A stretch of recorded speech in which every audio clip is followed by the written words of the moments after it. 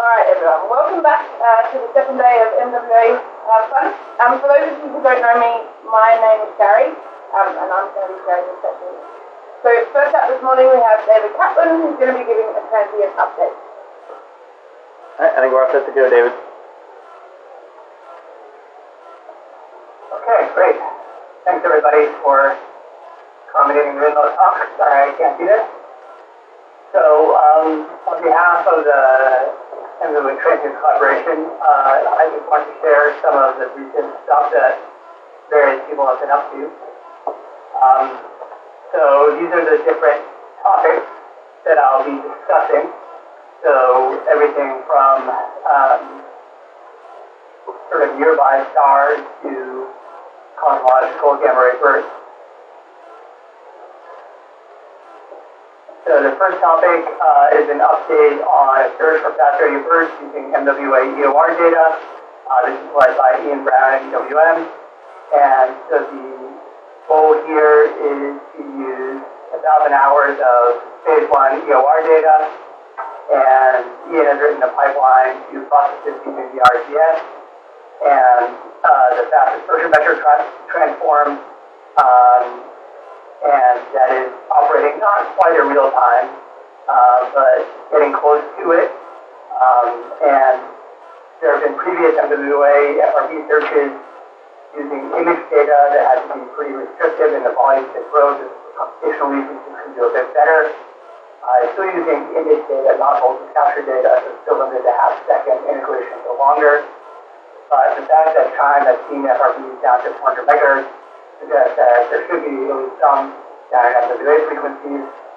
So as of now, Ian has a pipeline that works, and he's busy transferring it over to a different data center to avoid bottlenecks and pauses. And that went down, but as soon as that is back up, he'll be getting that up and running shortly. Ian has also been working on follow-up astrophysical neutrino triggers. So here the recent astrophysical neutrino comes from the Antares experiment in the Mediterranean. And this is a case where the MWA automatically triggered.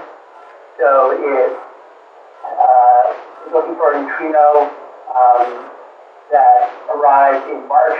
MWA started observing 16 seconds after the neutrino detection. This neutrino in particular, the error region includes Centaurus A, which may indicate that NA is a source of accelerating neutrinos, or it may just mean that imaging for the vector sources of the field is hard, but it's ongoing right now. It's especially interesting in light of the possible connection between some ice cube neutrinos from a couple years ago and the blazar. On the study front, here are some updates from Steve Kroc at Berkeley. So previously there were searches for setting up emissions using traditional correlated MWA data, and there are a few different papers over the years. Right now, Steve and Breakthrough are working on putting a new Breakthrough listen back end on the MWA, utilizing the new 100 gigabit link between the MRO and curtain. They have a server that is currently installed with 120 terabytes of storage and a big CPU that can process data coming off the telescope in a fully exponential fashion. So what they show here are well-known pulsar, single pulses detected with the Breakthrough listen back end, replaying, showing them coming through nicely. Right now they're working on ecoherent beamforming, and then coherent beamforming will come after that. And this can be used not just for study, but for many other sort of time-domain topics. Catherine Ross at Curtin has been working on variable GPS sources. So she's been working on clean year 2 mosaics with Tom Brandon to compare the spectral shape of these gigahertz peak sources to see if anything changes between clean year 1 and year 2. As you can see from these couple of examples, they are changing quite a bit. even if the net flux doesn't change very much, the spectrum changes quite a bit. And that's surprising because they are expected to be tens of kiloparsec in linear size, but there are clear year-long variations. And I also see significant variation from blazar contaminated samples. So it might be that you have a blazar flare in year 1, and then that flare goes away to seeing a spectral peak in year 2. So Kaplan says that none of this variability was affected at spectral frequencies, and it seems to contradict everything we know about these sources, which are believed to be non-variable at MWA frequencies. And this is only possible with the high-quality MWA data, where you get a very large fractional bandwidth to ensure that the spectral variations you're seeing are real.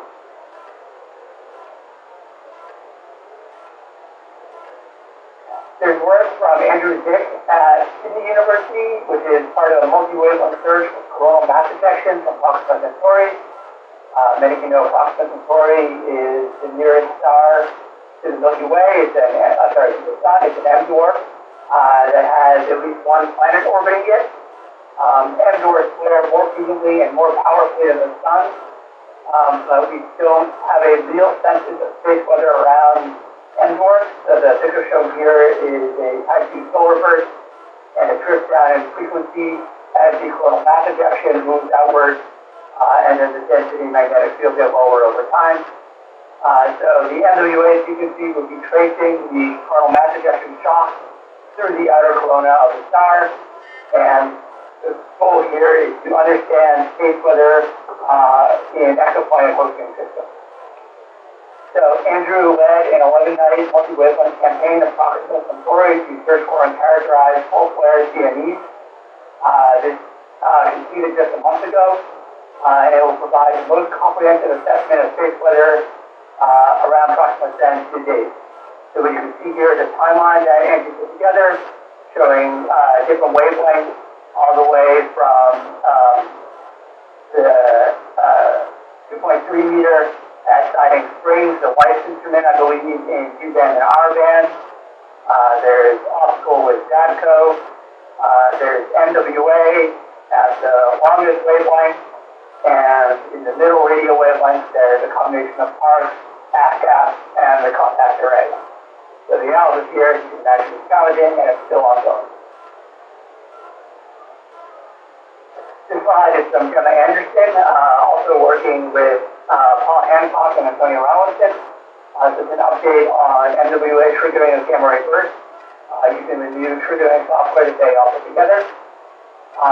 So the goal here is to understand if and how short gamma ray bursts and neutron-star mergers give rise to any coherent radio emission. There are a few different models for this. This could come Model A from sort of the neutron star magnetosphere seeing each other during Yin spiral. Could come Model B from a relativistic jet that is launched during the merger. Or it could come following the merger if you have a persistent magnetar or a metastable neutron star that collapses into a black hole. So it could come anywhere from seconds before the merger to minutes or even hours later.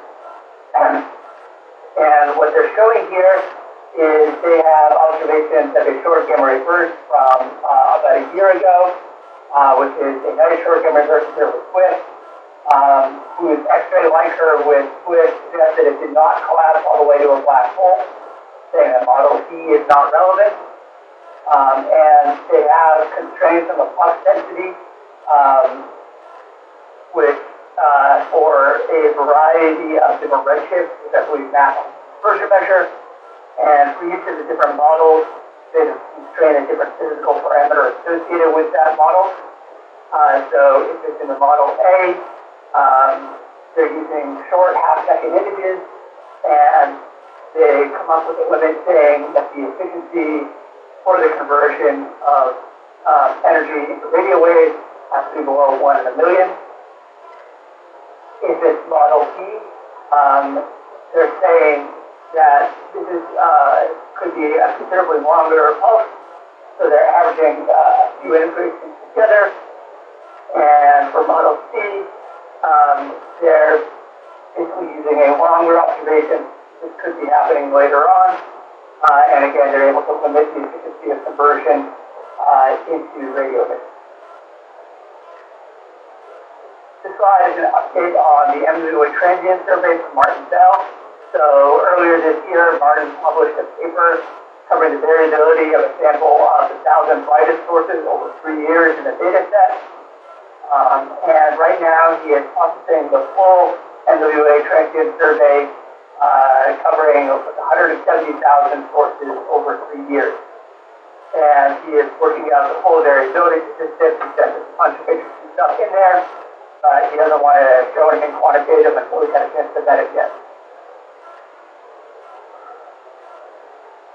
And then I think finally I have some slides from Jay Sean, who's a grad student at Curtin, which is a study of transient X-ray binaries that he's doing with James Miller-Jones and Gemma Anderson. So Jay said that they're routinely detecting bright X-ray binary jets at the MWA and tracking their evolution over time. So they have detected the compact jet in MAXCJ 1820, which is the top source as part of a broadband multi-wavelength campaign. And they show that the jet mission extends all the way to equipment power loss from 10 gigahertz down to 100 megahertz.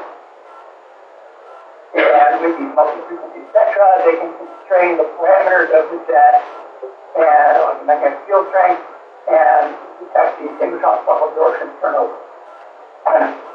Sorry, so about these particular images, the top left image is an image of MAXCJ 1820. The first indicator with a red circle. It's the first ever detection of a compact jet at low radio frequencies. The SED that comes from that is in the top right. There's a break at high frequencies that extends pretty much unbroken down to low frequencies. And then MWA is used for that alongside low power D light. The bottom left is MAXCJ 1348. That shows monitoring of the X-ray band over time. You see both the intensity and the hardness ratio. So the radio spectrum shown with compact array, MeerKAT, and MWA is in the lower right. We use the MWA data to demonstrate a spectral turnover at about 360 megahertz, which is able to determine the magnetic field strength in the jet. So the remaining slides are just Jay explaining those plots more. So with my limited knowledge, I'm happy to take any questions.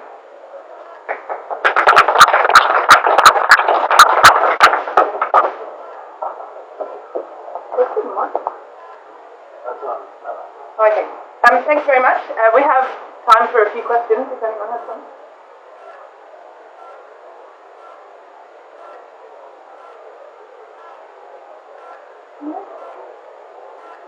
Stephen? I suppose with how the gravitational wave follow-up observations are coming along, if anyone's doing them or whether there's any progress. So Stephen Tingay just asked how the gravitational wave follow-up observations are coming along, if anyone's doing them, and what's happening with it. Sure, that's a good question. Sorry, I didn't put together a slide on that. So that is still being done. So I'm leading the sort of nominal effort, and we have software in place that will receive the new public gravitational wave triggers that LIGO is putting out and turn around and schedule an observation. This is using the new triggering software that Paul Hancock, Andrew Williams, and Gemma Anderson led. So LIGO is in a third observing run right now. Has been in that since April 1st. They've announced 2 binary neutron star merger events, although one of which was largely retracted. So far, they have been announcing these triggers only with a delay of about 30 to 60 minutes. And if you look at the slide that Gemma has, the same cartoon here is relevant for binary neutron star mergers, especially with gravitational waves. 30 to 60, or sorry, several hours away means that there's very little chance of prompt radio emission. So we did not follow up the earlier LIGO binary neutron-star mergers because it didn't make sense scientifically. But the latest binary black hole merger that LIGO detected about 2 weeks ago was distributed as a trigger with a latency of only 6 minutes. And that is then in the regime where this is scientifically useful. So right now, our software will respond to any new triggers that come out with a latency of less than 10 minutes between the time of the merger and the time of the initial trigger. So anything that comes out during the remainder of this semester should be followed up, and then we have a proposal in for next semester as well. So with these triggering events, I mean, there's a similar triggering proposal on the Australia Telescope Compact Array. Is this the same group or different? No, and there's different science involved. So with the MWA, we're really looking for a prompt coherent trigger, which is, before anybody has had a chance to identify an optical kilonova or anything like that, is there sort of a bright flash of coherent radio waves. And this, if we suspected, could be used to localize the events from the sort of hundreds of square degrees that LIGO finds down to, an arc minute, which would be amazing. Not to mention give us a lot of insight into the physics of the collapse. The group on the compact array, the MWA, that's really looking for delayed synchrotron emission. Just like any gamma ray burst, you have, relativistic jets hitting the surrounding ISM, and you get emission for 170817. It happens on a time scale of 2 weeks. The exact time scale that it takes will change depending on the jet inclination and the ISM density. But there's sort of a different physics target there. We operate on different time scales, so it doesn't have to be fully automated through triggering. I am involved in an effort on the compact array and ASCAP to do this, but there are other groups doing that as well. Yeah. Thank you. Does anyone have any more questions? Oh, Stephen. On the first slide, you showed a very high signature noise FRB detection. So you didn't say what it was. I assume it's a simulated to the detection system, or is it an actual MWA detection of an FRB? No, you're right. That's an injection. Huh? What? That's an injection. It's a simulation. Oh, not a detection, an injection. Gotcha. Yeah, sorry to get your hopes up. Yeah. They're just convinced you to decide to show it. All right. Anything else? All right. Well, let's all thank David again.